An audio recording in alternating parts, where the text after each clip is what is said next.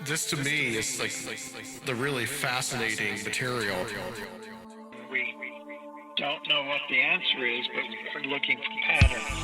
I think we're looking at kind of a type of cosmic alchemy. The story slowly grew into business. Still, a lot of people don't know that this technology actually exists. The possibilities here are pretty We mind-boggling. can't just believe that it was the work of these lone troubled individuals. You know, I feel like we were just here in this same room. I was here with you two guys. It is so amazing how quickly a week can fly by.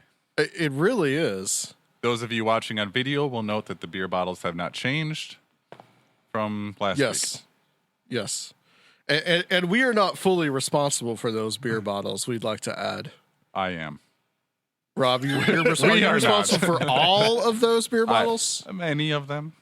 Many of We'll them. say many of them. Okay. Because we got several kinds here. We got some IPA. We got, I don't know, Budweiser, something like that. So, Surfiel, how you doing, buddy? I'm doing pretty good. You've been working hard, man. Yeah, not so much today, so that's good. Surfiel is building Nashville single-handedly. He is helping to build this city. For our replacements. Yeah. Well, as promised, we have Joshua Cutchin with us. I know I've been teasing that for a few episodes now, but he is finally here.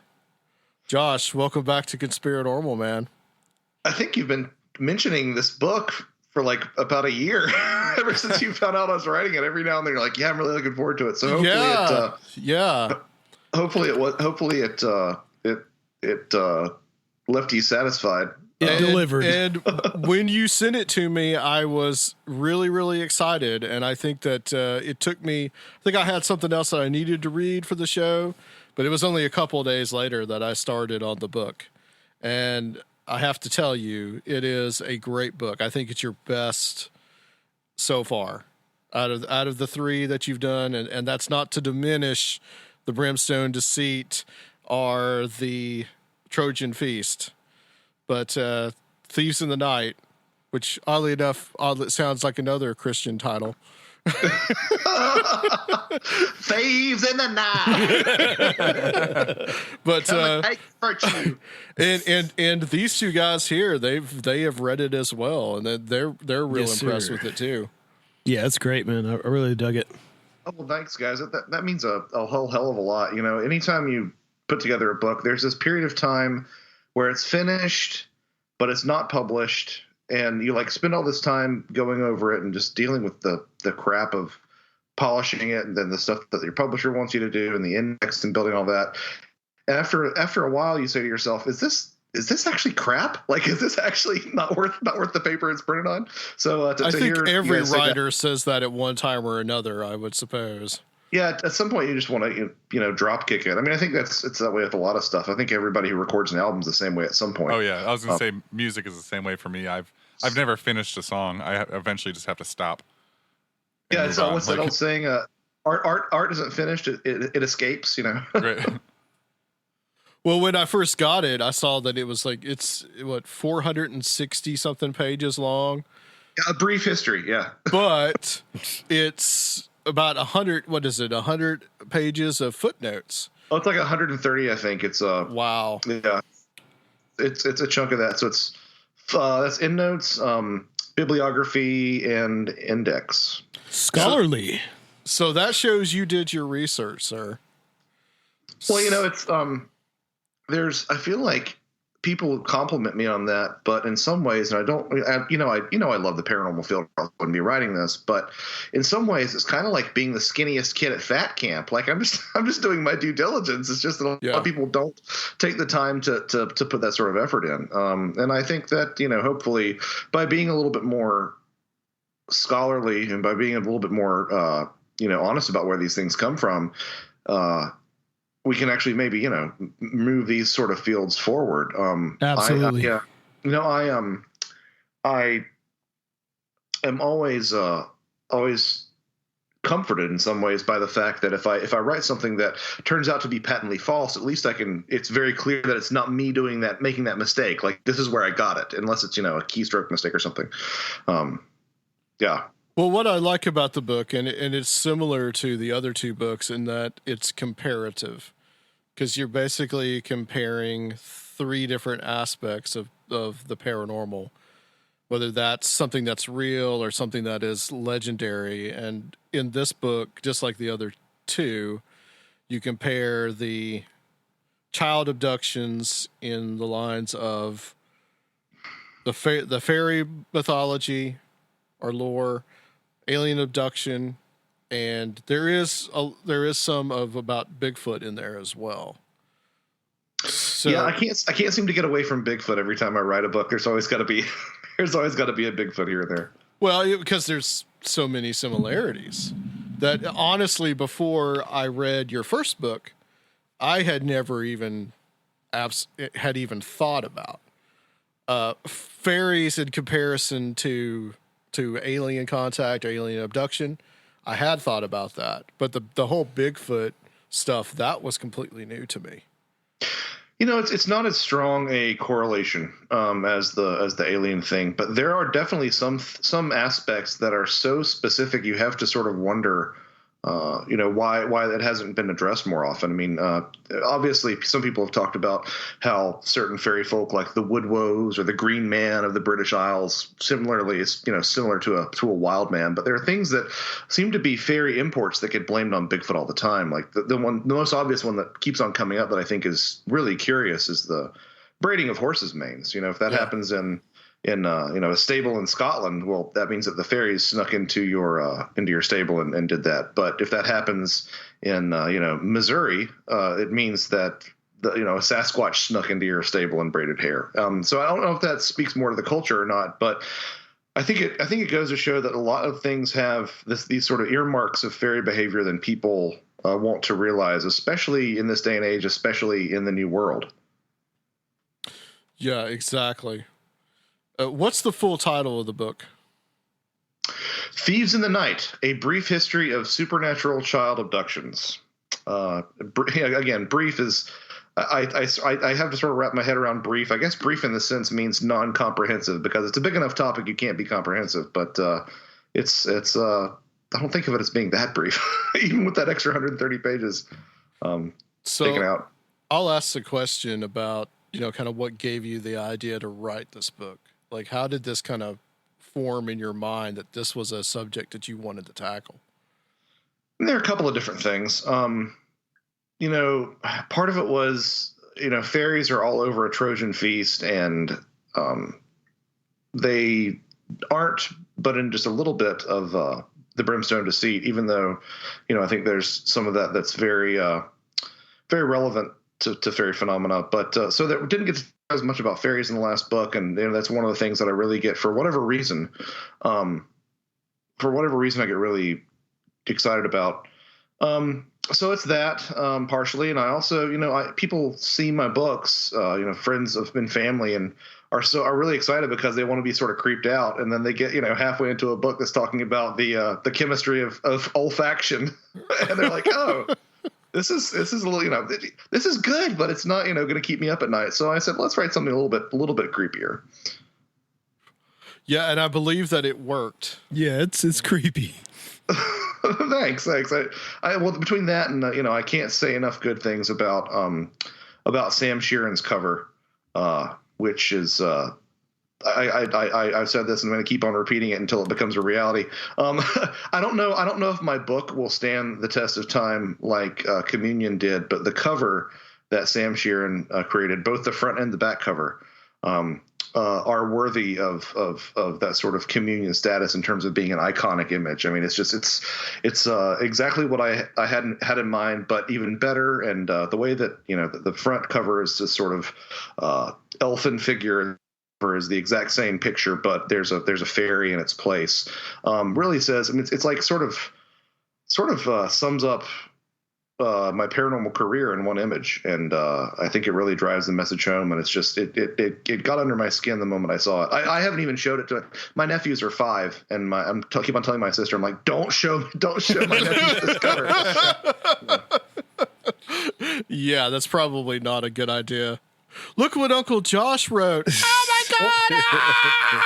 Well, you know what's even worse is that what's even worse is that the back of the kid's head looks like one of the twins. It's like a dead ringer in terms of hair color and the way he wears his hair and stuff. Oh, which is, no! You know, I guess, it's kind of creepy. That is creepy. I like how you've got the picture of the crib at the top of every chapter. Yeah. Yeah, I'm trying to think of exactly what the publishing term for those is, but I think for Trojan Feast it was like the Horn of Plenty, and then for the Brimstone Deceit it was a nose, and I think Patrick Weege, my the publisher from Anomalous Books, who has the patience of a saint with me, was like, let's put he said, what did he say, like a baby bottle nipple or something? And I'm like, no, we're not, putting a baby bottle nipple at the top of every every picture, every chapter. So yeah, it's a crib, right?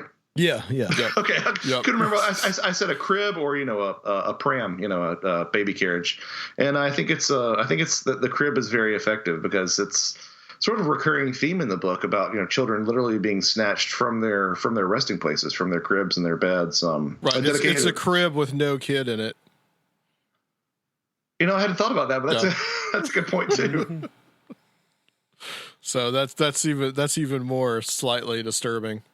Yeah. Well, let's get into some of this stuff in the book, some of this material. There's a lot here, and I don't think there's any way that we could really cover everything, nor would you want to.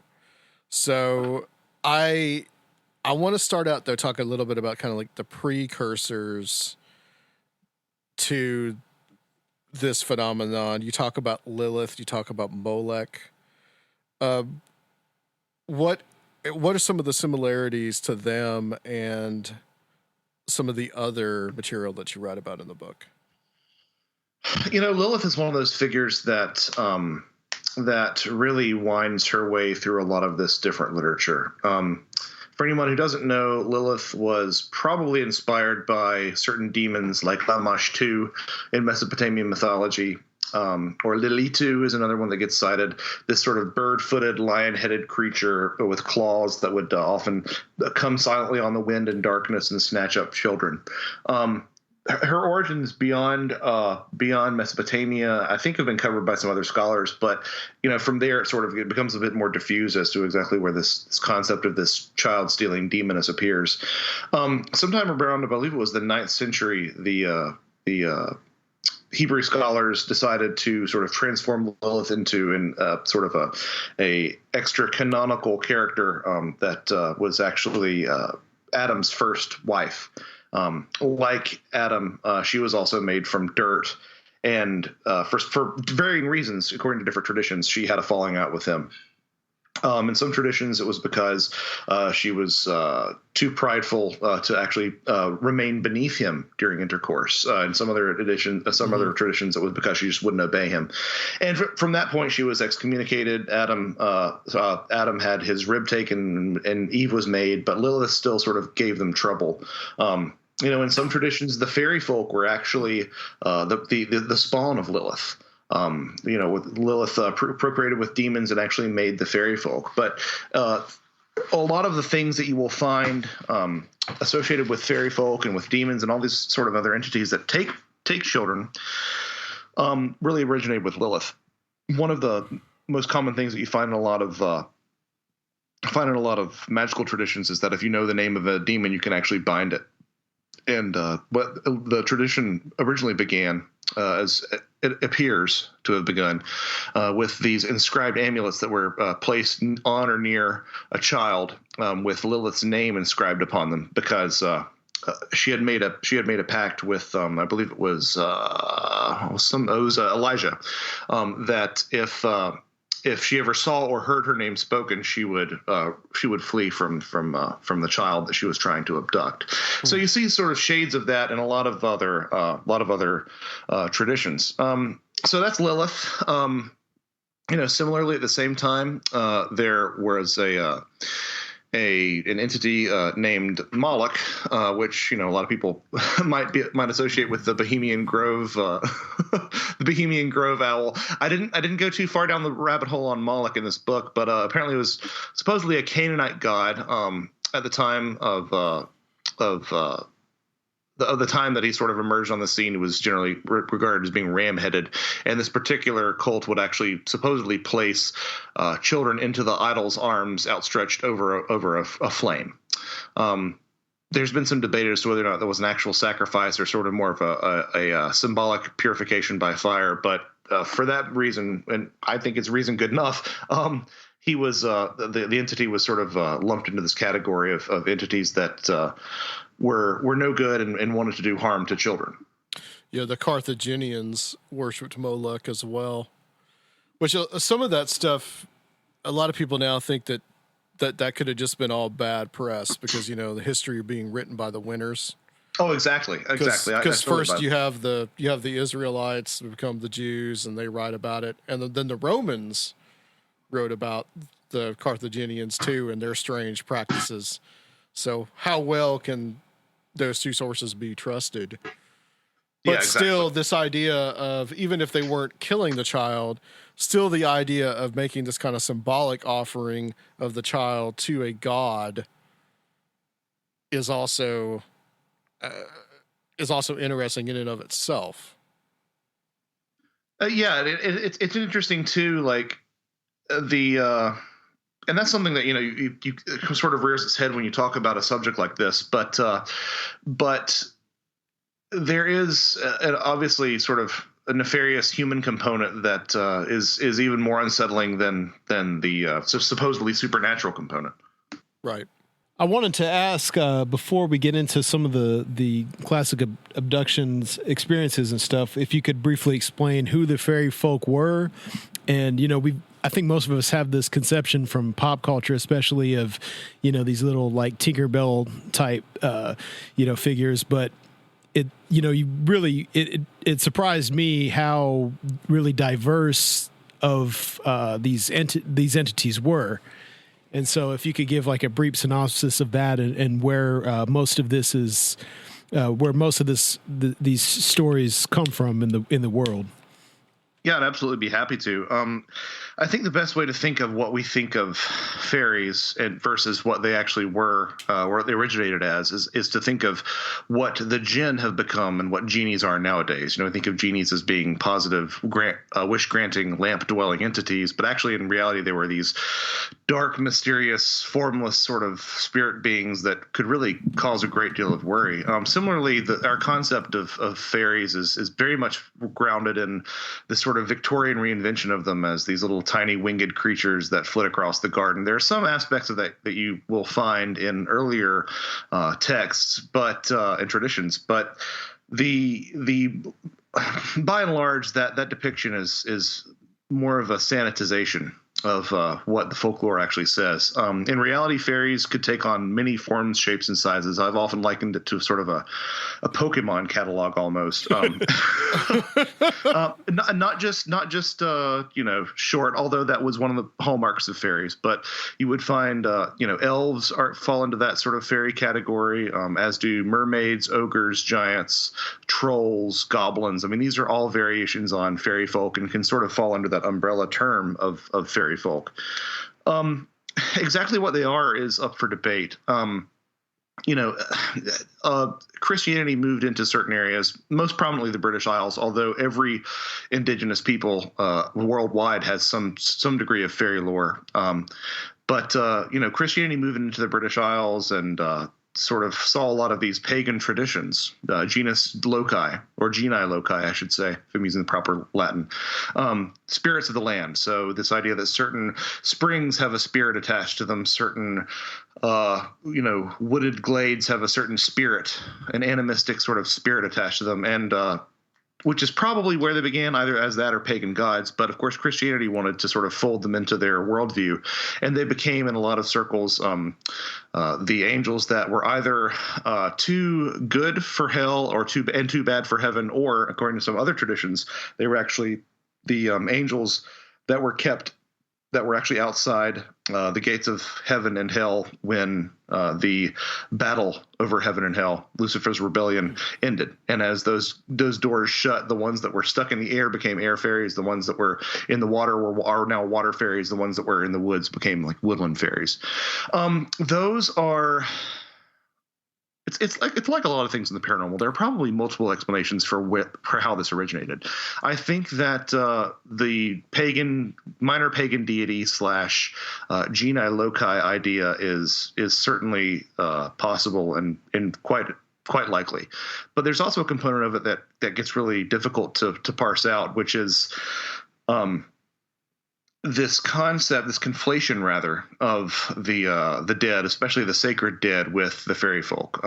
It was not uncommon for people encountering the fairy folk to see reams of dead people from their village among them. In a lot of fairy stories that I covered in A Trojan Feast, people who were invited to a fairy party would often be warned to not eat or drink the food by someone they recognized who had passed away, a friend or a neighbor, several years earlier. So that you have the dead keeping company with the fairy folk, which sort of casts another question onto what they are. In some traditions, the fairies and the dead were one and the same. There's actually a really poignant moment in an very old poem called Elfin's Nurse, where when you die, you're greeted with 3 roads: one to heaven, one to hell, and one to fairyland, which might be the most accurate depiction of that sort of relationship. The way that the Christians explained the fairies is very similar to the way the Muslims explained the jinn. I mean, yeah. So I mentioned that sort of genie, jinn, fairy, little Tinkerbell connection deliberately, because there's a very strong connection between the two. I mean, if you look at sort of the habits of fairies, fairies in the British Isles inhabit basically old forts that are unambiguously human forts, constructed either in the Neolithic era or the early Christian era. And they've just sort of moved, according to tradition, they sort of moved in when the human occupants moved out. Well, in Middle Eastern tradition, these jinn, who were these beings of smokeless flame, were actually did similar things amongst ruins in the Middle East. Similarly, you'll find the sort of things that they do, stealing children, even producing changelings is something that you'll find common to both jinn and fairies. You'll find jinn have a propensity for abducting women for procreative purposes. You'll find that whenever the jinn eat their food, it's actually rubbish. It's dirt and dung and old just basically trash, which is something that you find in fairy lore as well.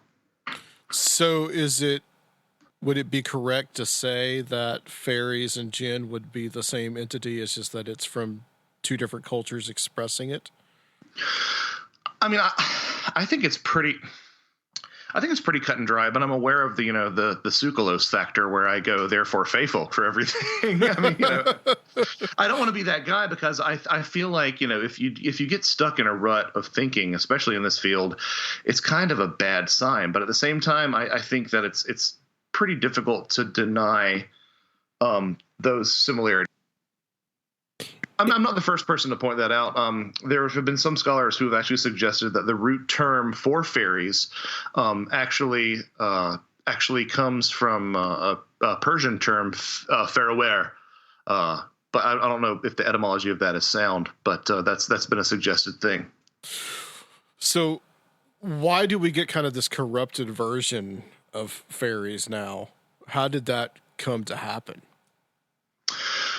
Well, there's not really a cut and dry reason for it.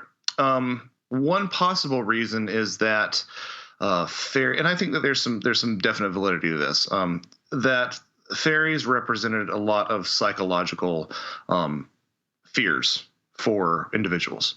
And before anybody gets upset, I think there's an objective paranormal reality to these things, but I think also they were used as, scapegoats to explain some very tragic physical occurrences. Sure. In the time and setting where these viewpoints were most often believed in, where people actually feared for their child being abducted by fairies, child death was rampant. You had congenital birth defects, which I have dedicated, as you know, I dedicate an entire chapter in the book to sort of possible things that could account for the changeling phenomena in terms of birth defects. We'll get to that. Yeah, absolutely. So I suspect, and this is a couple of other scholars have sort of mentioned this as well, but I suspect that as the concern for your child being, kidnapped for ransom, and as your child actually dying from some sort of, tragic circumstance of malnourishment or some sort of condition, I suspect that as that anxiety faded, with increased medicine, with increased, productivity of food yields, with the sort of the rise of the middle class in these countries, I suspect that that meant that people were free to sort of reinvent fairies. Well, they don't need to be these terrifying things that are plaguing us, even though some fairies in pre-Victorian lore had some admirable, helpful even qualities. But it wasn't this idea that we needed to fear for our children being taken by the good folk, because that's no longer a part of our reality landscape. So that's when they got turned into they got co-opted into this sort of child-friendly image. But there was at the same time kind of a movement to kind of collate all this fairy lore in the 19th century, because you talk about Lady Gregory and Yeats, and is it Evans Wentz was another person? Yeah, there's a couple of them. Patrick Kennedy, Lady Gregory, Lady Wilde, Oscar Wilde's mother. Uh-huh. We're all fairy scholars who definitely did. I mean, our knowledge of these things would be greatly diminished without these individuals. Evans Wentz came a little bit later in the early 20th century, but there definitely was a sense that a lot of these beliefs were sort of dying, and that's reflected in fairy lore. I mean, the fairy exodus is a common motif. This idea that even some fairy sightings, of which there are actually fairy sightings from antiquity through today, people would claim that they saw the fairies all packed up and leaving in single file astride tiny little horses, leaving their fairy forts and their fairy mounds and etc. And which actually So there's this idea that and the reason for the fairy exodus has been attributed to a lot of things: scientism, the rise of the Christian faith, especially Protestantism. But this sort of exodus of the fairies and led to one of my favorite quotes by Patrick Harper, who's been a big influence on my thought. He's an author of Demonic Reality, which he says that the fairies in lore are always going, but never gone, because they still would show up here and then, and people would still be afraid of fairies, and there would still be changelings long after these fairies had supposedly left. I mean, Chaucer actually wrote about the exodus of the fairies, and yet to this very day, people say that they see fairies. So Harper said, fairies are always going, but never gone. Similarly, ufologists and New Age believers say that aliens are always coming, but never here. And I think it's just the most elegant, insightful quote about that phenomena. It makes me wonder if Tolkien didn't borrow from that tradition when he wrote Lord of the Rings, when he talked about the elves leaving Middle Earth. Oh, 100%. I mean, if you look through some, I mean, what people don't even realize is that you can find fairy names like Gandalf, Bifur, Bomber, Oin, Gloin. Like these are all actually fairy and dwarf names from existing folklore. And I think 100% he was borrowing that motif of the exodus of the Fey folk when he talked about the elves going across the sea and leaving the land of men for the land of the West. I think that's entirely likely, if not an open and shut case. Also borrows from Arthurian legend too, with the concept of Avalon and all that as well. The mythic land to the west. Yeah, and exactly. And it's interesting that one of the earliest terms for Great Britain, Albion, Albion, has the sort of root word alb, which in German, in the Germanic languages, is the word for elf. So there's this deep tie into the land of these fairy figures. I mean, honestly, I think that I've talked about this on numerous occasions, but I feel like we are much more influenced to this day by a lot of fairy lore than we realize. I mean, the term stroke comes from a fairy stroke, the idea that the fairy has seized upon you and taken you non-physically to their land. We talk about the color cobalt. Well, cobalt comes from the kobolds, which are a sort of blue shining light seen in Germanic mines that would lead miners astray. And there was a specific color of blue, and that's where both the mineral and the color got its name. If you see anything that's, some people have said that the term bogart, don't bogart that blunt, don't covet whatever you have, comes from the term, boggart, which is actually a type of fairy that was very fond of stealing things, especially children. Similarly, boggart, bugbear, booger, boogeyman, these all have the same connotations too.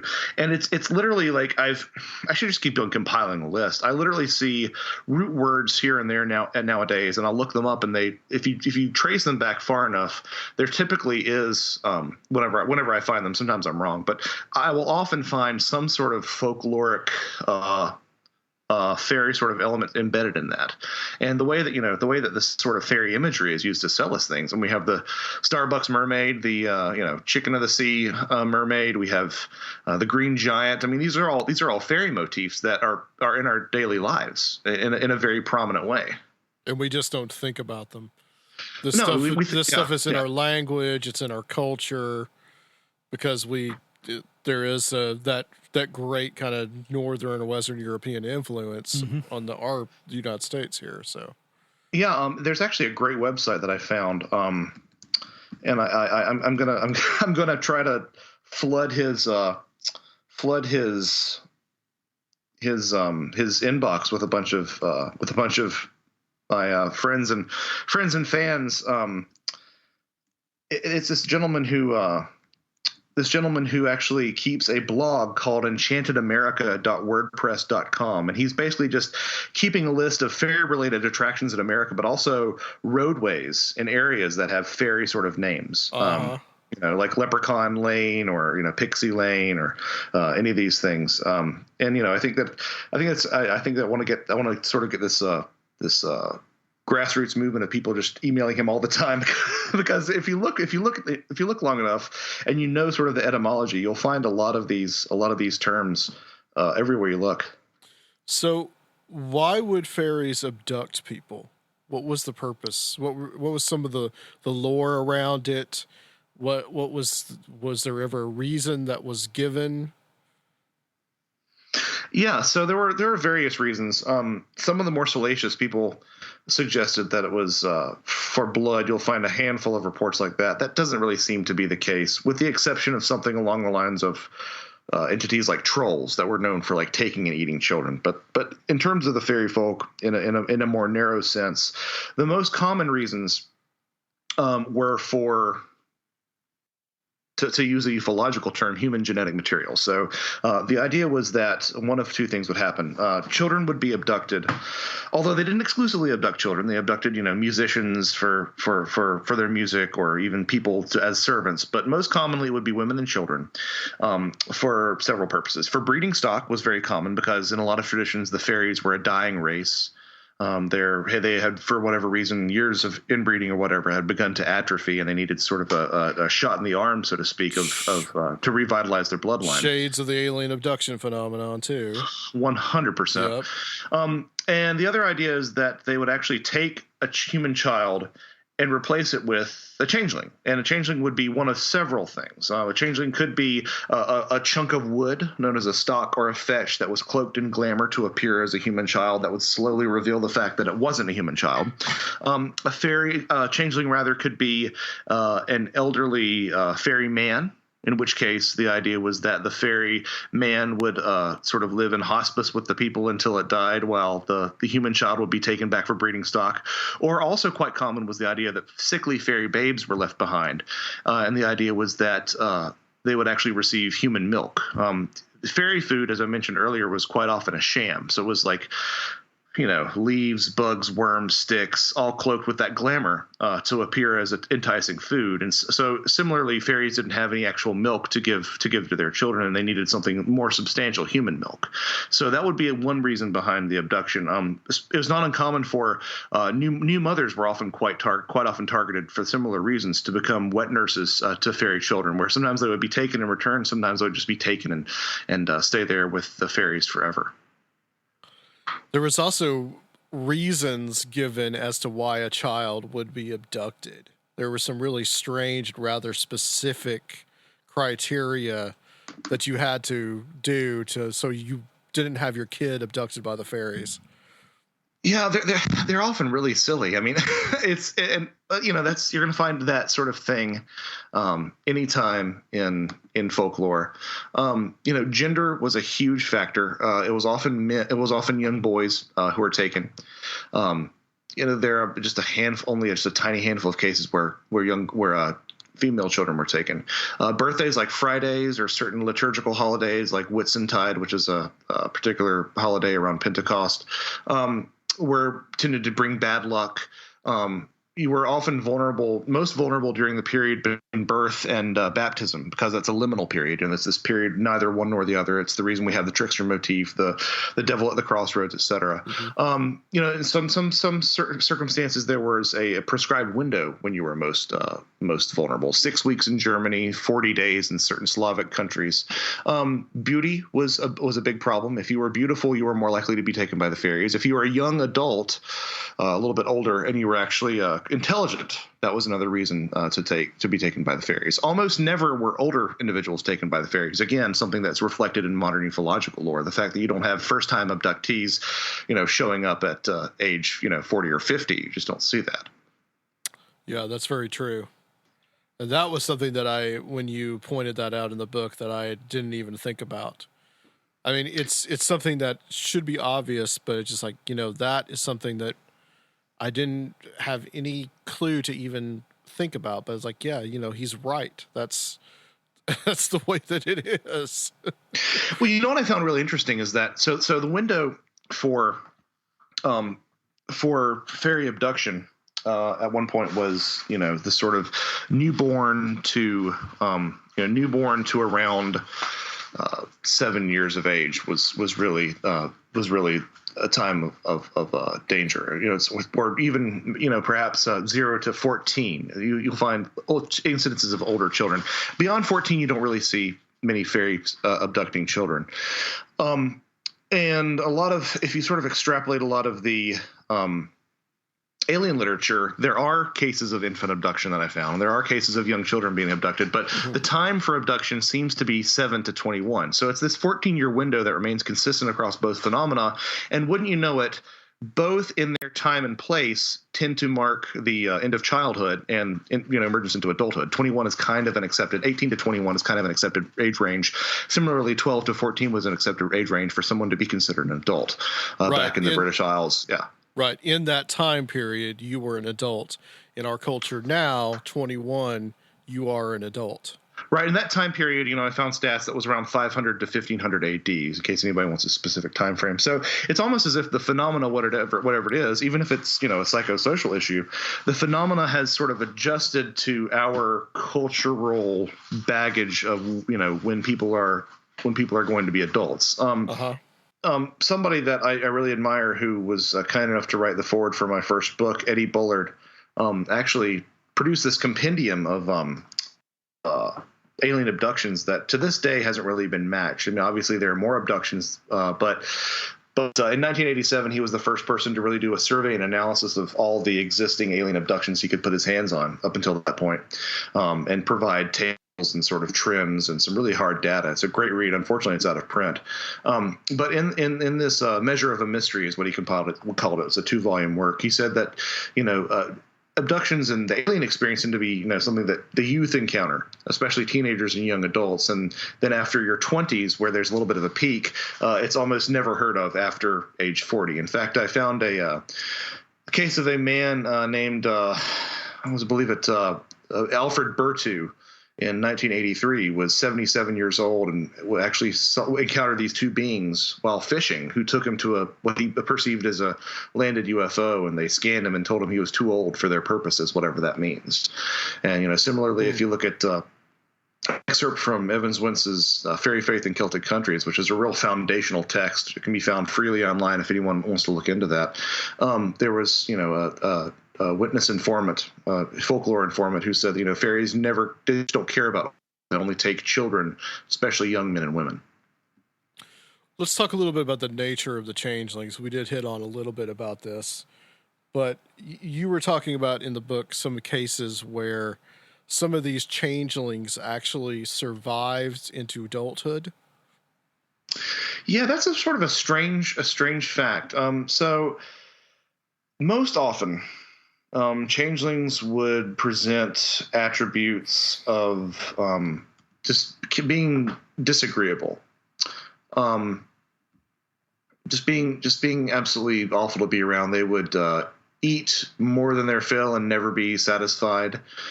They would sometimes just cry all the time. They would appear listless. They wouldn't really talk. They would just develop at a slow or non-existent rate. So there were, various means by which someone could restore their original child and sort of exchange back this fairy entity, whatever it was, a fairy child or an old fairy man.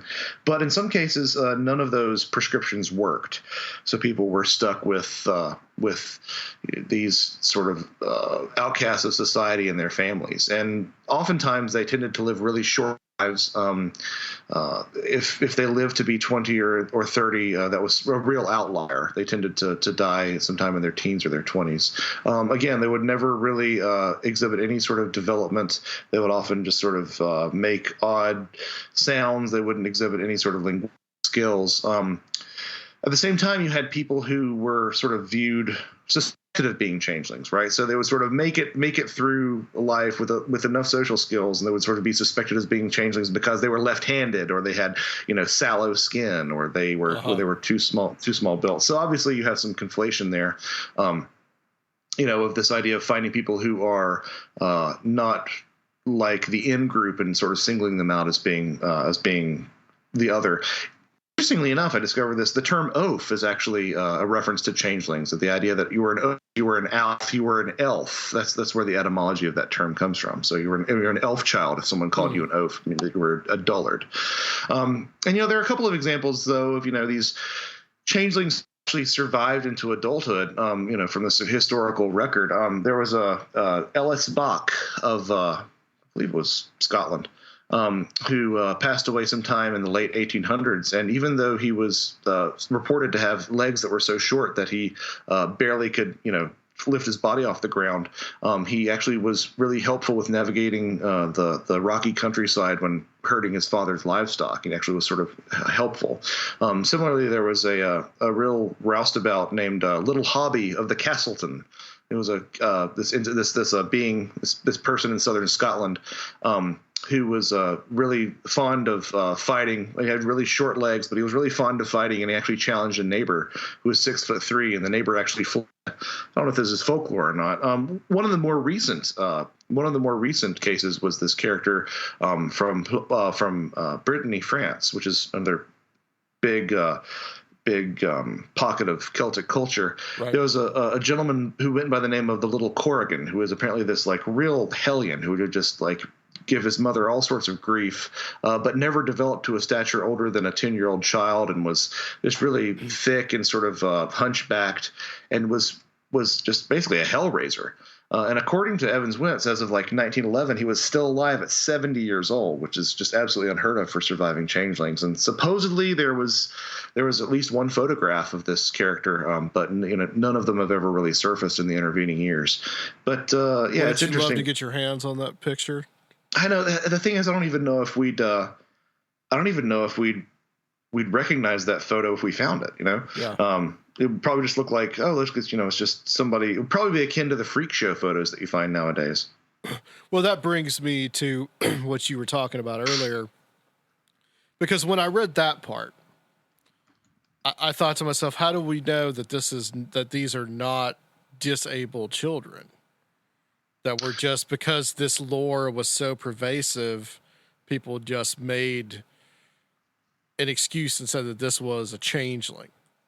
And you do a good job in the book of pointing out that, hey, this is the other side of this phenomenon, that it could have been used to explain disability. Yeah, explain, and also, unfortunately enough, exploit. Yeah. I feel the same way about changelings as I do about UFOs. I think a vast majority are not anomalous. I personally think that the lion's share of UFOs are a hodgepodge collection of misidentification, misunderstood natural phenomena, secret test military aircraft. And then I think there's a small percentage that might be any combination of, and including psi phenomena, spirit phenomena, and even, heaven forbid for Joshua Cutchin to say this, but extraterrestrial visitation. Like, I think that's probably happened at least at some point. So similarly, I think that a vast majority of changelings were not any sort of exchanged fairy entity, but were actually people misidentifying existing illnesses. And there have been numerous very compelling reasons for people to suspect this, and I would say probably about 2 or 3 dozen different conditions that have emerged as contenders for what people were experiencing or trying to describe when they had these children. You'll hear people suggest cystic fibrosis, Down syndrome, certain metabolic disorders, rickets, Hunter syndrome, Hurler syndrome, homocystinuria. Some of them are actually more compelling than others. I tried to sort of outline a couple that were more compelling, like spina bifida, cerebral palsy, progeria, which is one of the really compelling ones, because if you look at progeria, people are short-statured, they have wrinkled skin. It was often a sign of the changeling, is that they would have a wrinkled face, because oftentimes they were, a fairy child. They would have delayed development in their mouth. Their heads would be large. They'd have high-pitched voices. They would rarely survive past age 13. I mean, these are all things that you see in a majority of the changeling literature. But the only problem with progeria as an explanation is that, you only have 100 patients alive today. So it's not an especially common affliction. Yeah. How common would it have been then, when we had a much lower population?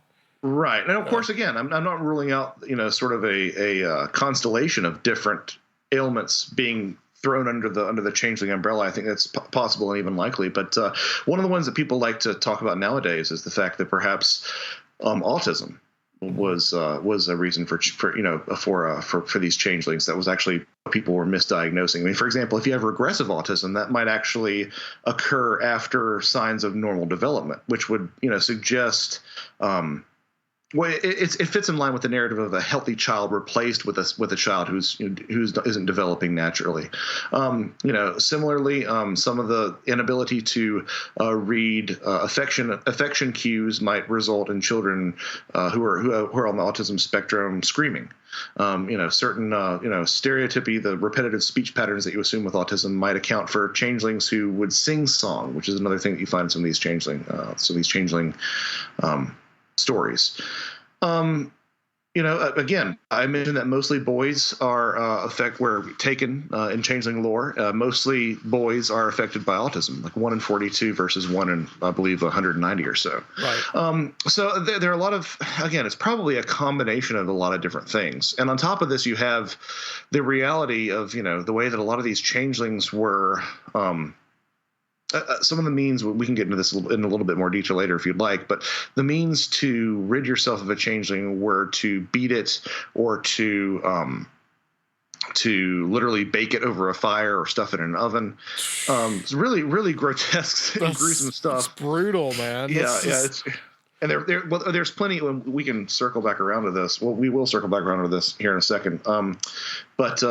It's too tidy of a scenario where you have a family who has a child who has some sort of congenital birth who is disabled, who isn't going to be able to contribute, but is another mouth to feed, and saying, well, let's do this horrible means to put out the fairy when actually you're just trying to kill the child to get rid of it.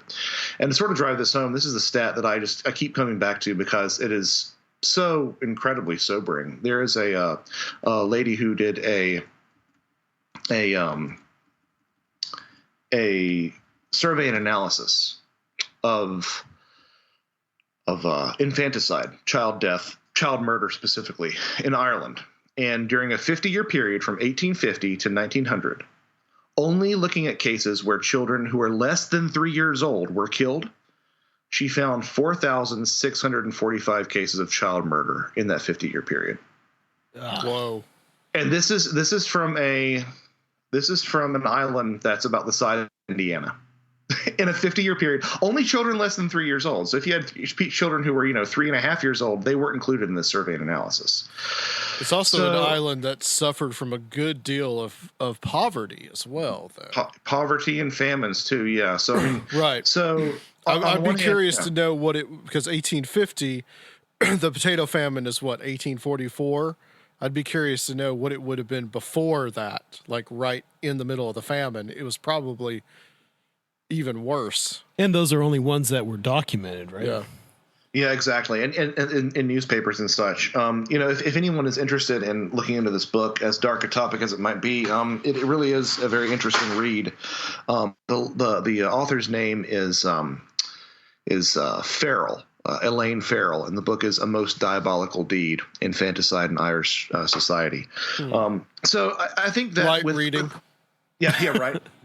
But I think with that reality and these scenarios in play, I think that it's pretty well, and also the fantastic nature of changeling stories. This idea that these fairies come in and whisk your child away in the night.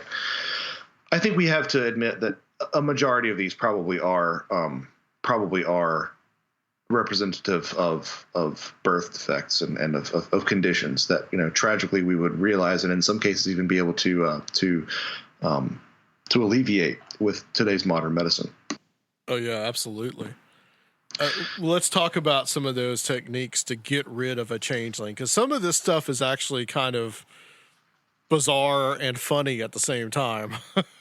Yeah. So there were numerous reasons, and again I tried to be as comprehensive as you can, but a lot of it's just not, a lot of it's difficult to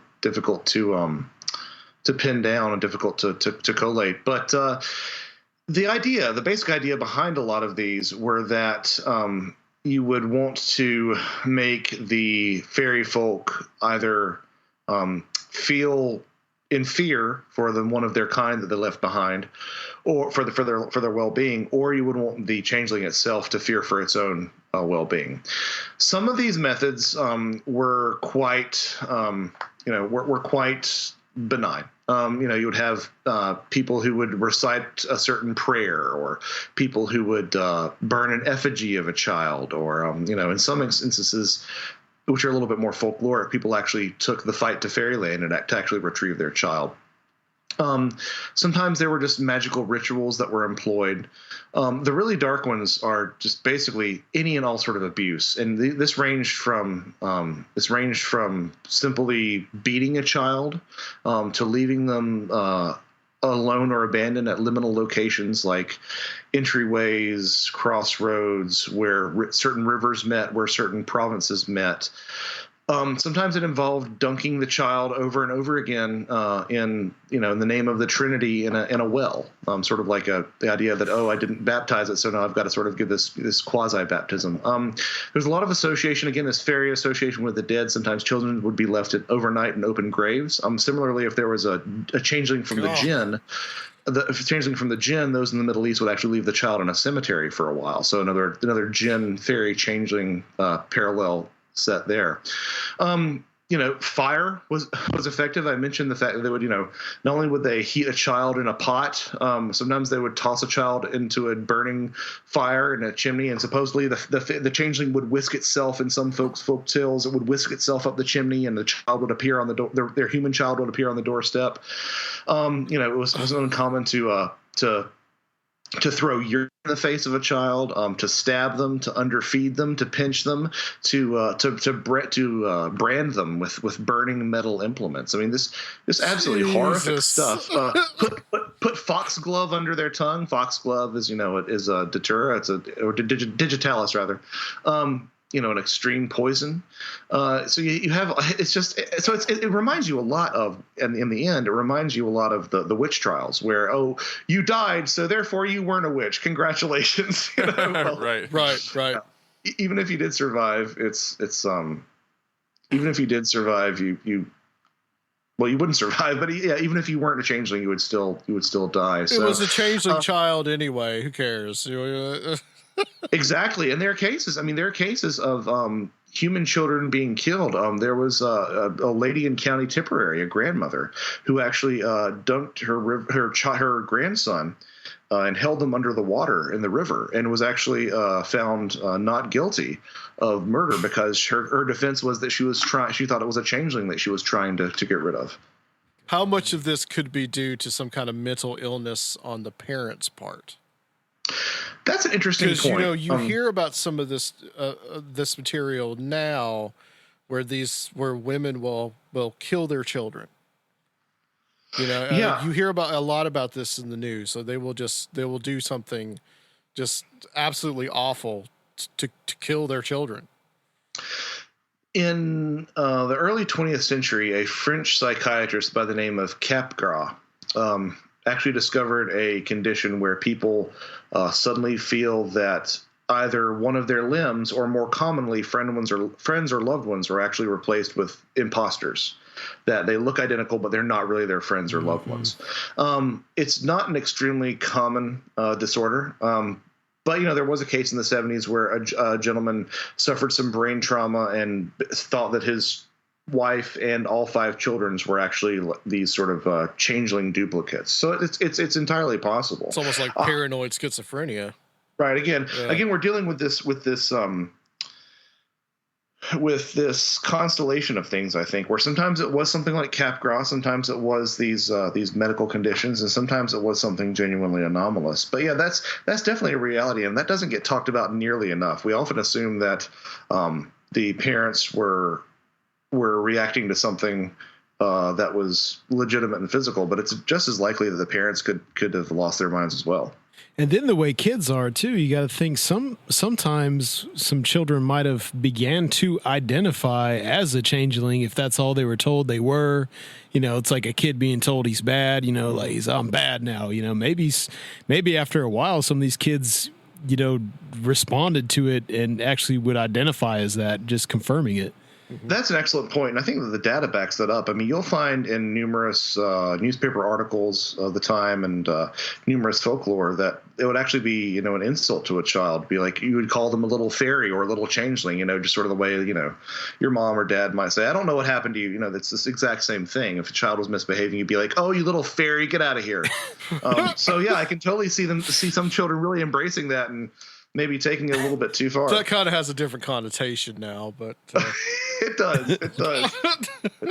And there's an entire probably rabbit hole that we could go down on the origin of that term. One that I'm not prepared to talk about, but there's a great blog that I cite probably I think about 20 times in the book. It's run by a scholar of folklore who goes by the nom de plume Dr. Beachcoming. Are you familiar with Beachcoming's Bizarre History blog? No. Oh, okay. Post haste, get yourself over there. It's a lot of historical fairy lore. It's a lot of looking at how the folklore evolved and how certain terms, how certain pop culture fairy things became involved. But also he'll talk about just general odd folklore, like the origin of pubs in Great Britain named The Child and the Eagle, and whether or not that's connected to instances of children actually being abducted by eagles. It's one of the best alternativia blogs that I can find. I'm not going to say Fortean because he's quite scholarly about it, but it's an absolutely fascinating read, and there's about a decade or more of blog posts on there that will just take you down this most interesting, most fascinating rabbit hole. Beachcombing's Bizarre History blog. You can just put it on the Google machine and find out where it is. Put it on the Googles. There was this one technique that was used that had something to do with the eggshells.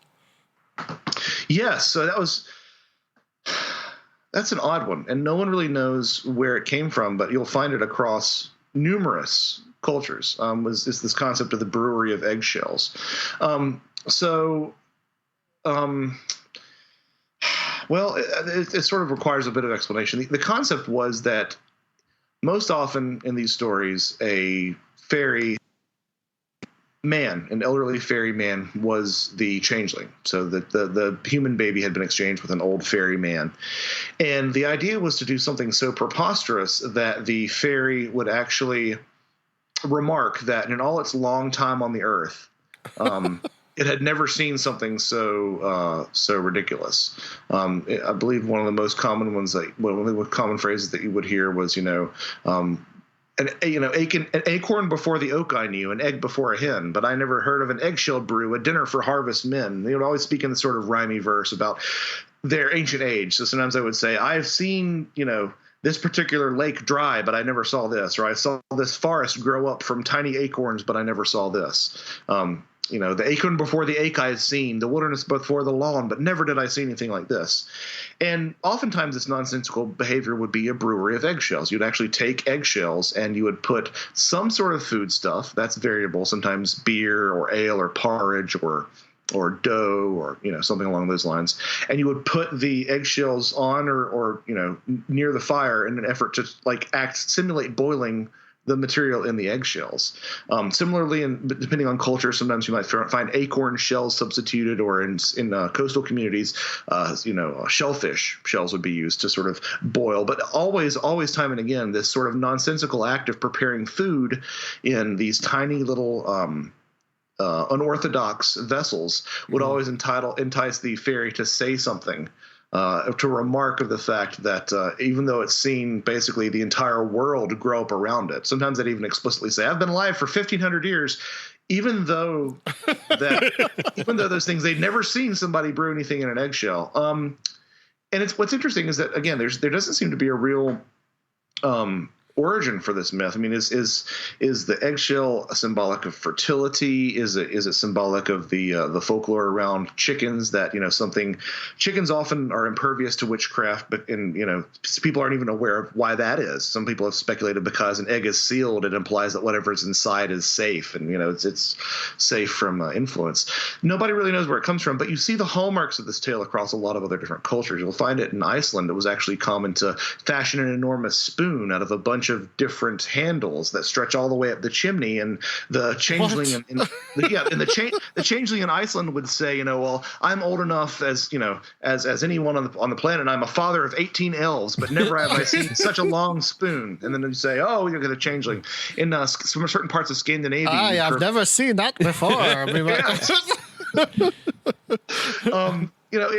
Even in certain cultures in the Arctic Circle, there were fairies who would exchange their old men for human children, and the method to repel them was to make sort of a stone soup. If any of you are familiar with that sort of old folk tale about the idea of just putting a stone in a pot and boiling it, the changeling in this case would say, well, I've been alive longer than any man, but I've never seen stone soup.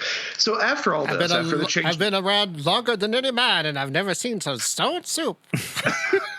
I like that your Arctic Circle changeling sounds like a 1930s gangster. I never seen that.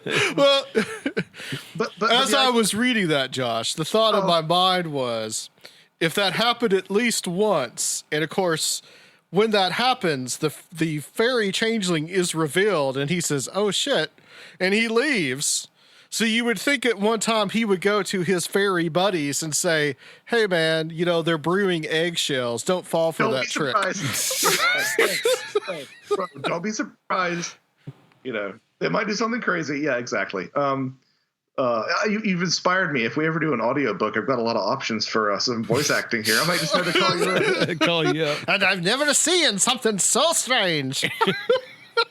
So yeah, sometimes this reveal sometimes this was just a means of confirming the changeling. Sometimes the changeling would be surprised at being called out and would flee on their own. But more often than not, then you could call the changeling out. You could say, "Oh, I'm going to go burn your fairy fort, or burn your fairy mound, or I'm gonna press iron to you, or I'm going to throw you in the fire." And the changeling would disappear, and the human child would reappear in its place. Yes, the iron was the next thing I wanted to get to. So this idea that iron somehow would reveal the changeling, or could be used as a weapon against the Fey folk. Yeah, so it's a very common. I mean, you could, and I'm sure somebody has or somebody will write an entire book about just the influence of or the relationship between iron and the paranormal. In certain parts of China, it's held that if you nailed an iron nail into a tree that wards off demons, you'll find this tradition that iron is a repellent of the supernatural in places like India. But it's also very common in fairy lore. This idea that even a simple horseshoe across above a doorway might actually repel the fairies as well. In fact, it was probably the second most foolproof means of keeping a fairy away from your child after something like baptism. Sometimes they were made into amulets. Sometimes you would literally just stick any iron implement into a child's crib, no matter what it is, an old key, a nail. More dramatically, again, the darkness of these tales. Sticking a knife in a child's bed. Something I always like to talk to is safe. There's this one story that I cannot get over, and I mention it a lot because it's just an example of extremely poor judgment. But there was a child or an informant in Yorkshire who said that children should be kept safe by dangling a carving knife just above the head of a child, like pointing at the child's face. Because why not? Yeah.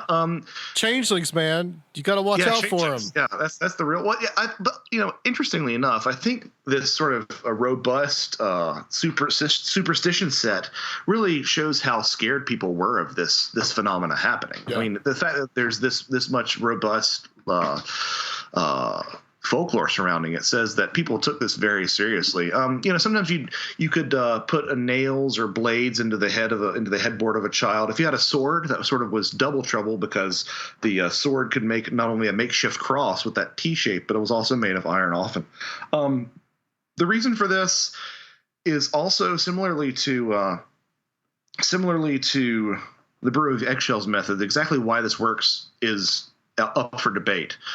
In some cultures, it's suggested that it's actually the sharpness of the blade that keeps the fairy folk away, because they realize that if they get cut, they won't bleed, and that will remind them of the fact that they aren't human and therefore they can't be saved by Christ. Yeah, I know that's a real stretch, I think, but in other cases, just the act of having iron sort of represents the fact that mankind has dominion over nature, the fact that we can actually bend nature to our will. In other cases, iron is a symbol of human civilization, whereas fairy folk, the fairy are more of the earth. So again, that idea that we are more technologically advanced, and that's sort of a reminder.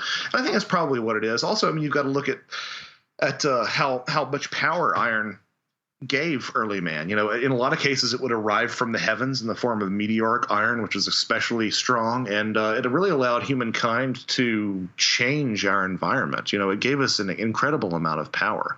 I wonder how much the fairy lore having to do with this whole iron concept, whether this would have something to do with that fairies are like this genetic memory of whatever tribe they pushed out using iron weapons against, say, something like bronze.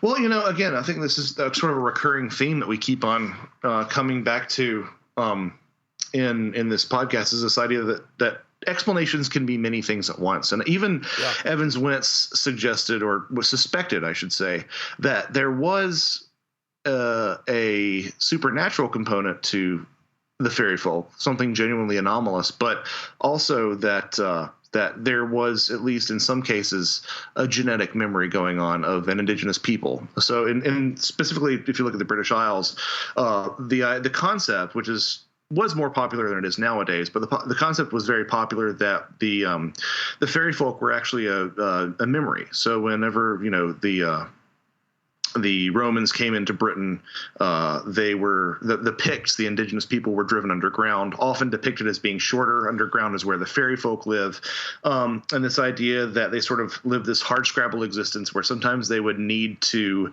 switch out their sick children with the healthy invaders' children to boost up their bloodline, and yes, that their tools were inferior to the tools of the invading army.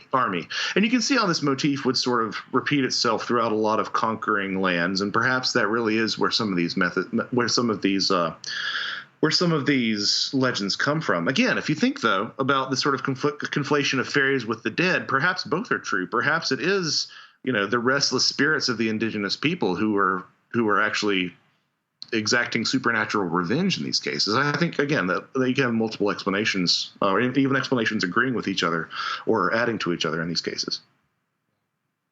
That's something that I've often wondered about, because and that also lends itself to some of the Bigfoot mythology as well, because there is that idea that Bigfoot is a Neanderthal, some older some other form of human that got pushed out to the periphery. And we see that in the Bigfoot lore, where they will kidnap children to improve their gene pool and kidnap women. I mean, there is no shortage of cases. I mean, it's not extremely robust like the abduction experience, but there is no shortage of cases where Sasquatch abduct women for procreative purposes, and they'll actually, there's stories of Native American women who give birth to these hybrid, sickly-looking, hairy, half human, half monkey man things. Yeah. Going, kill me, kill me. The first words are "kill me." Yeah, exactly. What were your child's first words? Kill me, kill me. My child's first words were, "I am an abomination." My child's first words are, "I've lived for 1,500 years and I've never seen something so strange." I don't recall it in the book, but can you elaborate on some of the lore of these fairy folk speaking in rhymes and riddles?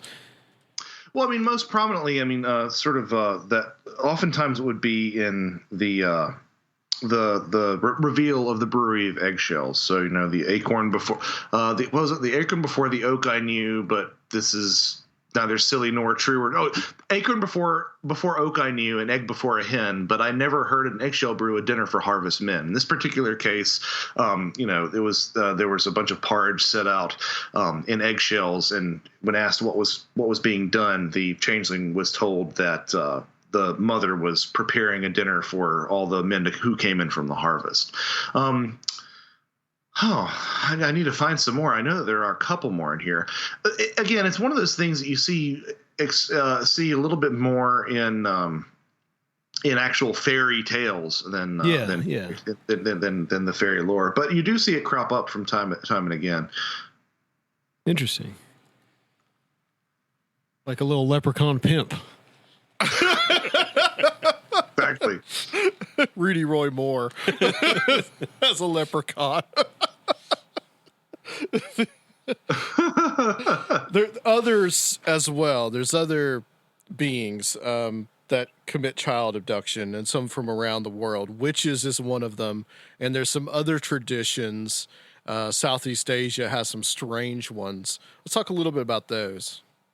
Yeah, so specifically Southeast Asia, or any of them? But Southeast Asia especially, because that's pretty cool. Yeah, I mean, there's a pretty long chapter that talks about a lot of this stuff. Witches are sort of a cross-cultural one that you find, but you find the same sort of things that sound like the fairies that like to take children, often leaving something in their place. You'll find that in Papua New Guinea. You'll find it in Australia. The Australian Aborigines have this belief in the Pimera Kutwethe, which are these short little beings that are often can't be seen by adults, but are only seen by children and dogs, and are often fond of carrying off women and children, and sometimes steal infants because they can't have any of their own. Hawaii has has certain entities as well associated with it. Southeast Asia, you've got, what is it, over 20 or 30,000 islands, in Southeast Asia, and there's this really dense cultural lore. Some of my favorite ones, there are some ones that are directly variations on fairy folk, but some of my favorite ones are the really creepy ones are these disembodied heads with entrails dangling behind them. One is called the Penanglan from Malaysia, and one is called the Krasu, which is the sort of Thai analog for it. In both cases, the head of a female woman who's trailing her bowels behind her, who has a penchant for preying on expectant mothers and digging into their bodies with her proboscis tongue and taking out the fetus. That's specifically the Krasu. The Penanggalan waits for pregnant women and new mothers and sort of like skulks around the house during childbirth and squeezes up through the cracks and laps up the afterbirth and scoops up the newborns. If one of these entities were to touch a mother, they would often contract some sort of consumptive disease, which, interestingly enough, in the British Isles, a lot of consumptive diseases were not seen as actual diseases, but actually as people being taken into fairyland. The act of it's a bit confusing because a lot of times being taken or being away or being with the fairies were just euphemisms for death, and they were often seen as one and the same. So those were two of those. Southeast Asian entities. But you'll also find stuff like the Pontianak, which is this Indonesian Malaysian sort of vampire creature, who was either depending on the particular tradition, it was a woman who had died in childbirth or had I think maybe even had aborted a child, but she actually enjoyed ripping open pregnant women's stomachs with her fingernails and taking them with her. Maybe that was the Aswang. I think that's the Aswang. Sorry. Although I think they both take them directly from the fetus. Anyway, you'll see a lot of similar entities across a lot of these Southeast Asian countries. The one with the head detached, going around with the spinal cord with like a nervous system dangling out from it. It's pretty gruesome. That's particularly gruesome, yeah. And of course, on a more mundane level, there are these entities known as the Bunyan, which actually have been known to cause a series of different waves of children who had disappeared. Actually, disappearances of children that have been attributed to the Bunyan, which are these strange beings who live in the forest, sound a lot like fairies, and in the 80s in particular were blamed with the disappearances of several children. There was a young girl who was in, I believe it was 82, who was washing clothes by the river and who disappeared for 2 days, and she finally showed back up and said, I've been okay. And she said, I was hanging out with this young child who was about my age, and she looked really odd. And we went to this. She took me on a walk, asked me if I wanted to go on a walk, and took me to this really strange space that was really beautiful. And it only took a couple of minutes. And of course, in this case, it was 2 days later, which has shades of everything from fae folk abductions to UFO abductions to missing 411, all wrapped up. Similarly, like UFOs and alien abductions, these Bunyan were also accused during the same time period of taking children directly from the womb. There was one woman who said there was this man with a hat who approached her in the middle of the night and lifted up her mosquito net, and the next day she was bleeding and her child had died in her womb. Similarly, you'll have confirmed pregnancies in a lot of these cases completely disappear without any evidence of there ever being a pregnancy, after someone might see these strange figures in their bedroom at night. And of course, in Malaysian culture, this is the Bunyan. Again, there's the parallel to alien abduction with the pregnancies, and the aliens come and take the baby. And yeah, and I realized this the other night. That I actually talked about a case during this particular Bunyan wave in a Trojan feast where there was this guard who disappeared, had some missing time, disappeared, came back and said that he was taken to this really strange place by these strange creatures, and they gave him all this delicious food. And when he puked up worms and leaves and sticks.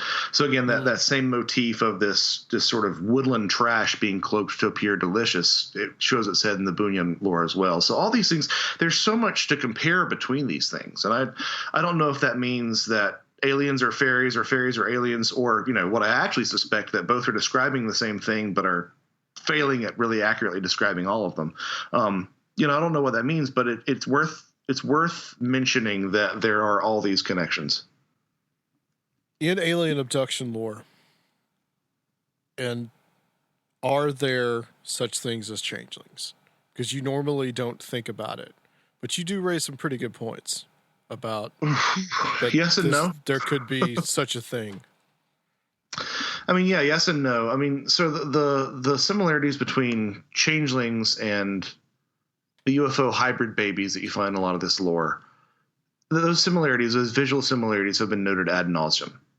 Similarly, you know, the aspects of the baby presentation itself also seem to have some hallmarks of alien, and also seem to have some similarities to changeling lore. The fact that the child appears listless until the mother holds it, or the fact that, you know, it looks like it has this like tiny little wizened face. Again, all these are attributes that you find with changelings, and I list a lot of those. But as far as actual changelings, as far as actual substitutions of a child with something foreign, you don't find that unless you consider some stories about, you know, things like clones out there.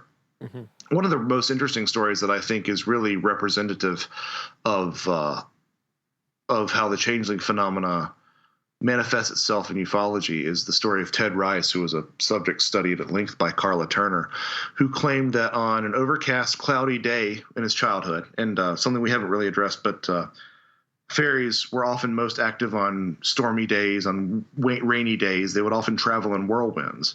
So on this overcast, rainy day, he was taken into the sky, and his soul was put into a different body, and then he was returned to Earth by this giant storm. Well, the storm is an abducting force, and this idea of, you know, there being a new interfered with child placed back in the care of its parents could, I mean, easily describe the same scenario as a changeling in fairy lore. So that's the sort of way that you have to look at it, is you have to look for the way that the motifs, rather than the explicit narrative, manifests itself in ufology. Right. And you draw some similarities as well to the indigo children, that whole idea. Yeah, it's interesting because, you know, the indigo children are almost sort of a clever inversion of the changeling motif. So, you know, in the changeling stories, it's this horrible child from the other world that is making your life a living hell. And in the indigo stories, it's this wonderful child from the other world who is just so absolutely charming. You know, it's interesting that some of the disposition of these indigo children sort of mirrors changeling phenomena. For example, indigo children, you know, seem to be very cantankerous. Sometimes they can be, because they are so precocious, they often struggle with authority, and you know, sort of restrictive things like the education system. They're often musically adept, but don't tend to show that in public.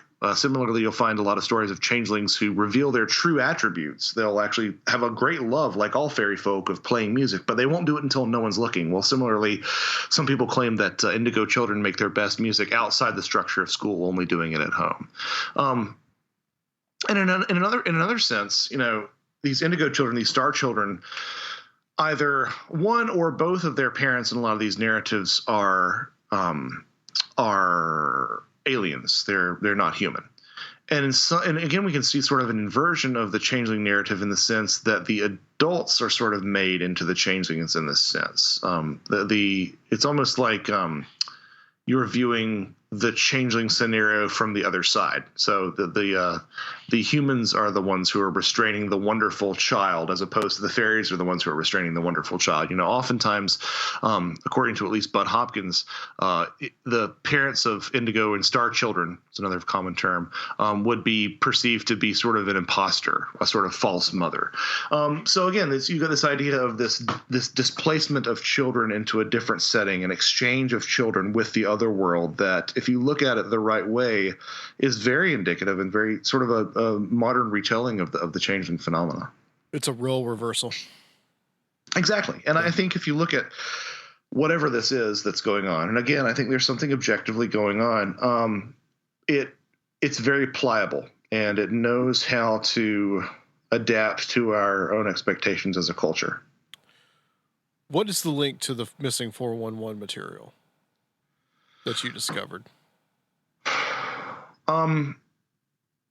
I said this on a couple of occasions, and I stand by it, and I'm completely aware of the irony of it, being someone who loves fairy lore.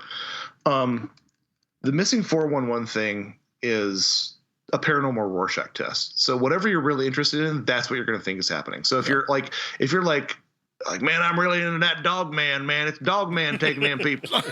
That's what you're gonna see, And you gotta watch out for dog man. You gotta watch that there dog man. Hey, that man, there dog man. Dog man's no joke. Have you ever been to northern Michigan? Those woods are scary. All right, it's all dog man. I'm not saying it's dog man, but it's dog man. Yeah, next time on Ancient Dogmen. Yeah, it's interesting. So yes, if you think it's Dogman, it's all going to be Dogman. If you think it's Bigfoot, it's all going to be Bigfoot. If you're into true crime, it's all going to be a serial killer. If you're into UFOs, it's all going to be alien abduction. I realize the fact that I'm into the fairy folk. It highlights the irony of me saying that I think that the fairy folk are the only thing that really check off all the boxes. But, there's always a shortcoming whenever you look at one of those explanations. I don't think Bigfoot can control the weather, and inclement weather is something that you find in these cases. I don't think that aliens would have a real reason for abducting from berry bushes, but that's something that you see in a lot of these cases. I don't think a serial killer would put people in some of the nonsensical positions or even operate obviously over such an extended period of time. But all these things are accounted for in the existing fairy literature. I mean, as I mentioned, fairies were most active on days of inclement weather. That's a recurring theme in missing 411 literature. One of the most perilous things that you could do in fairy lore was to can you hold on 1 second? Sure. Is this all going to be in the video? It's gonna. I hope he isn't. I hope he isn't puking like twigs and berries and worms. Hey, okay, I'm back. Okay, good. All right. Wrong end. I was getting a little worried about you. We thought worms and twigs were coming out or something. The fairies didn't offer you that taco salad, did they? No, no. Joshua Cutchin, have some taco salad. We made it for you. No, it's a Mexican fairy. It's a chinique. It's a what? What is a Mexican fairy called? A chinique. Okay. A CHANEQUE. Chinique. Okay, but you will find all these things explained for and accounted for in the existing fairy lore. It's been established, mentioned earlier, that fairies were most active during moments of inclement weather and took people away in storms. Well, that's a major data point in the David Paulides research. One of the most perilous things that you could do would be to go berry picking. And you'll find that in a lot of fairy lore. In fact, there's an entire essay dedicated to it in one of the books that I have here on my shelf about just in the New World in Canada, how a lot of children were supposedly taken away by fairies. These are modern accounts of children who say that they were taken by fairies, or children who return in a trance. Another data point in the David Paulides research. These people who, when they are recovered, return in a trance. You'll find abductions from bodies of water and or boulders. Both are extremely common places of fairy habitation, to the extent that it's often talked about how in Iceland people will actually divert roads around boulders and boulder fields to avoid disturbing the elves of Iceland. And you'll find sort of a lot of the age demographics tend to line up. One of the interesting things that I've always found is the fact that there's always this disrobing in a lot of David Paulides' cases, where people have taken off their clothes or taken off their clothes and stacked them neatly beside them.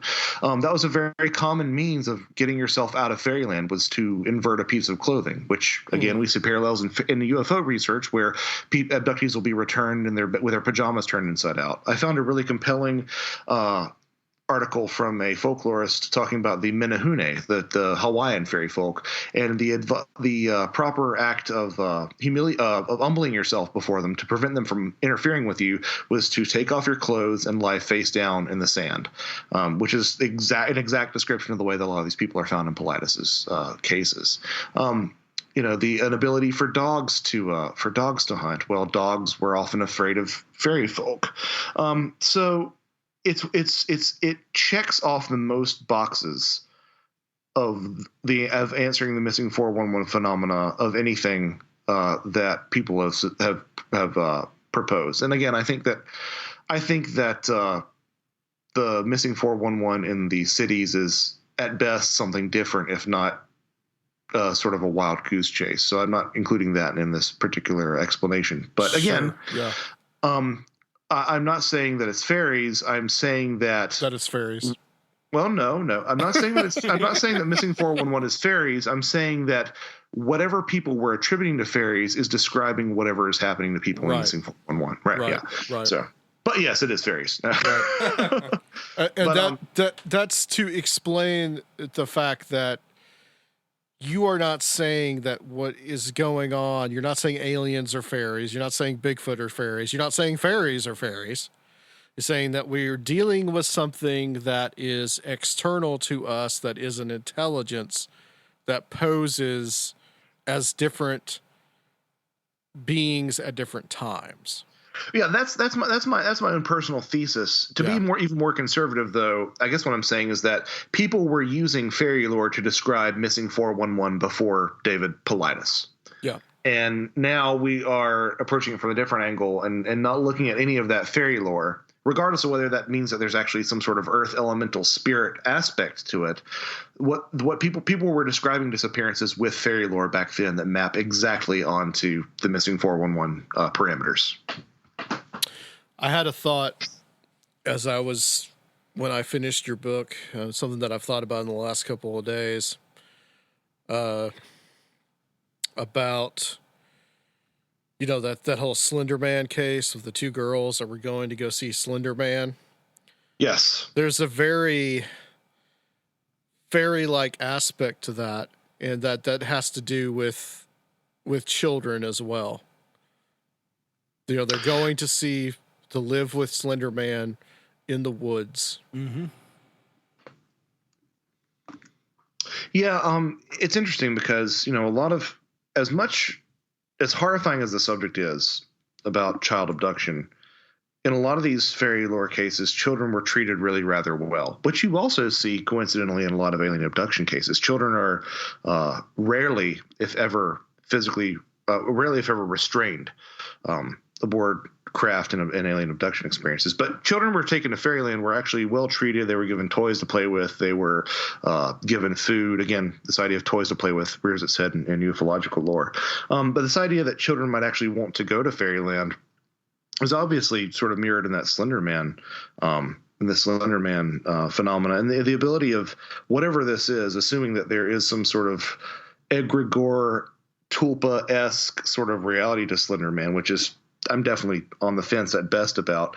The idea that there's some sort of seductive force that's wanting to lure children into its fold is motivically right on point with a lot of this older mythology. Mm-hmm. Very much so.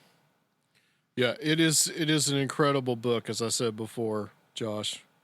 Well, I really appreciate that. Yeah, we have just scratched the surface about what and what you conclude in the end. I'm going to leave that for people to read the book. but that was a pretty incredible conclusion.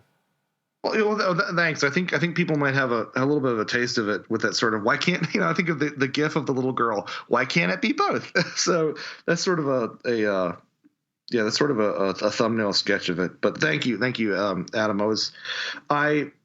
Because of the subject matter, a lot of this book deals with some really sensitive issues, and I was walking on eggshells a little bit with some of it. So to know that actually kind of came off okay in a halfway acceptable way means a lot. Yeah, absolutely. Very, not just very informative, but very comprehensive, very well written, very well researched. It was just all around. It was good stuff, man. Well, thanks, Rob. I really appreciate it. So I have a theory to run by you. Shoot. The connection between the fairies and alien abduction. We always talked about the fairies leaving. My idea is that the fairies are actually leaving Earth because we've messed it up beyond repair, and they're going somewhere else. So that explains the aliens. If that's the case, abduct me. Wrong. No.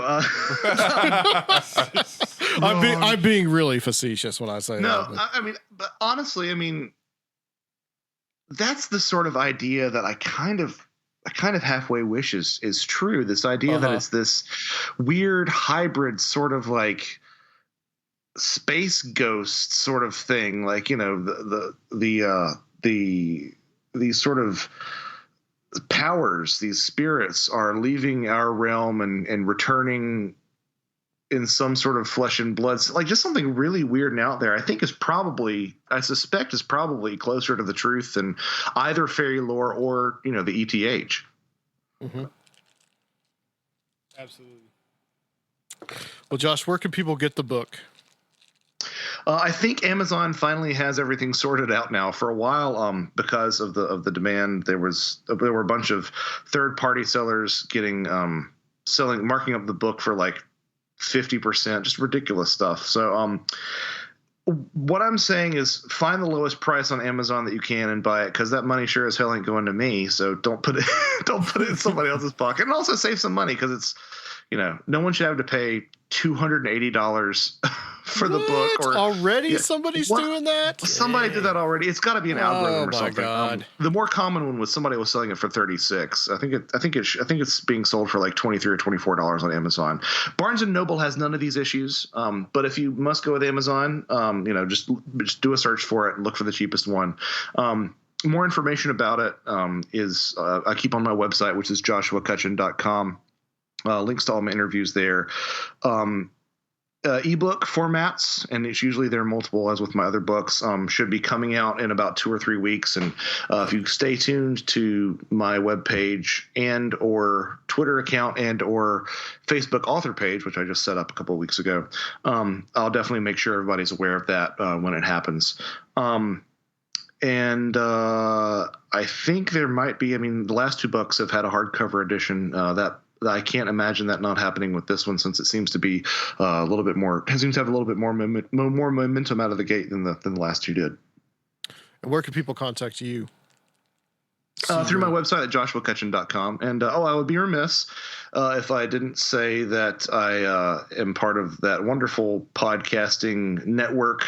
The shared Where Did the Road Go cinematic universe, shared universe here. So you can hear me on Where Did the Road Go, hopefully a little bit more regularly now that this book is off my plate. Well, excellent. Thank you so much, Josh. Thanks, man. Thank you, guys. It was an absolute pleasure. We got to do the in-person hang soon. Yeah, absolutely. We will. Stay on the line for us, Josh. We're going to close out this section, and we'll be right back to close out on Conspirinormal.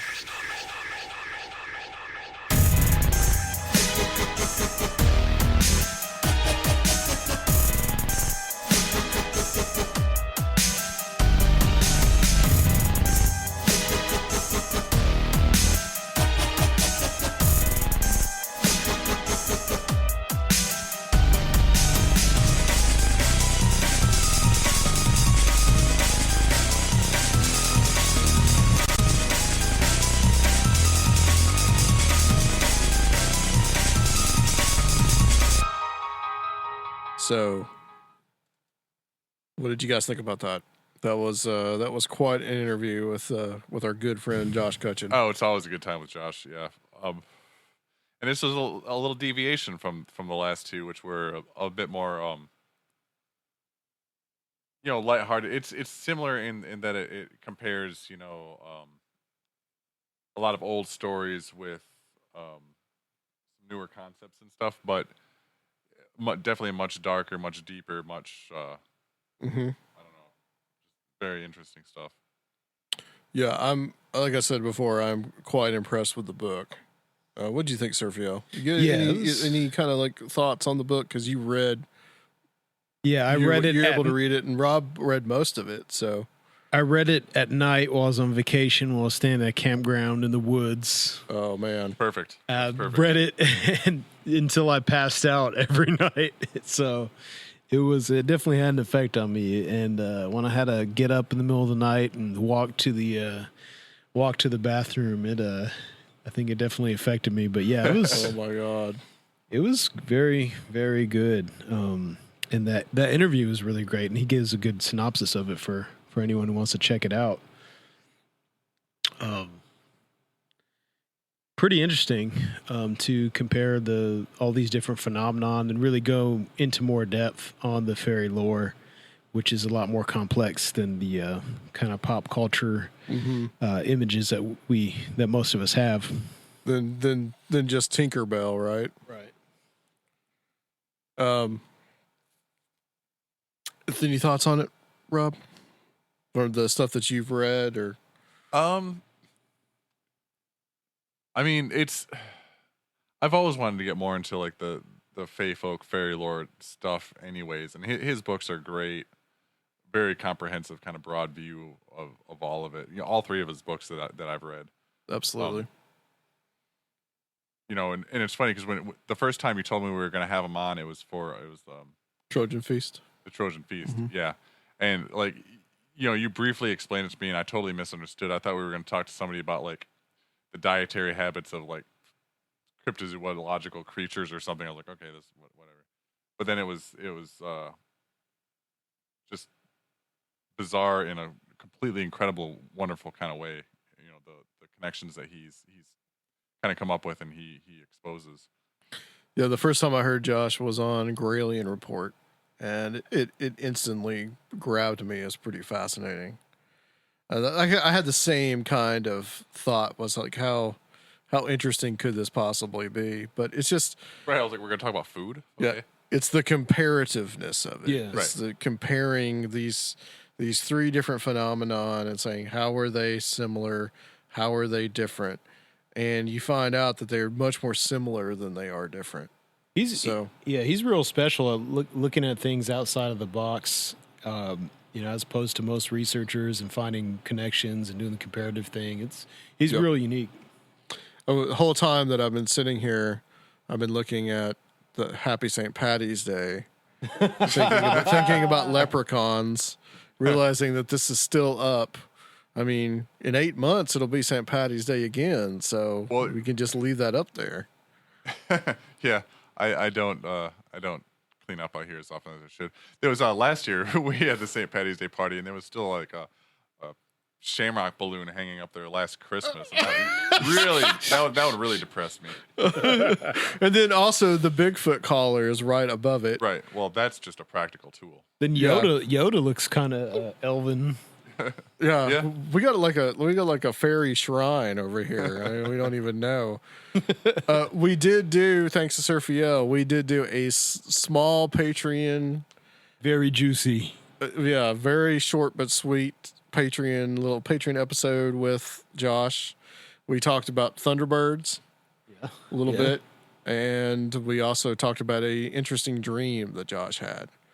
And to hear that, you have to go to our Patreon. And where can people join to become Patreons? That would be at patreon.com/Conspirinormal. We got lots of little bonus episodes up there. If you want to support the show, it's a great way to do it. You can subscribe. If you don't want a monthly subscription and you just want to do a one-time donation, you can do that through our website at conspirinormal.com. And there's plenty of other ways you can contribute to the show and help support us with 5-star reviews, sharing, likes on Facebook, all that stuff. We absolutely love all you guys. So thank you for all that. And if you don't want to hear advertisements for razors or mattresses, please donate to the show through Patreon or through the website. Although, if you want to advertise, please contact us. Yeah, about something if it's cool, something that's a cool product, Something fairy or fairy folk related. Yeah, I just thought of something. That little your little tool up there, that's like iron, probably. Well, yeah, that's my fairy stick. Yeah. So, and we didn't even know And we the had a sword. shrine. The sword? The sword. The sword. We didn't know we had a shrine to we can prevent fairy. The fairy defense system. Yeah, we can lure them in, and then we can kill a bunch of fairies. Fairies stealing my baby. That's right. That's right. Next time, guys, we have Richie Blackett coming on. He was someone I heard on Melissa Martell's show.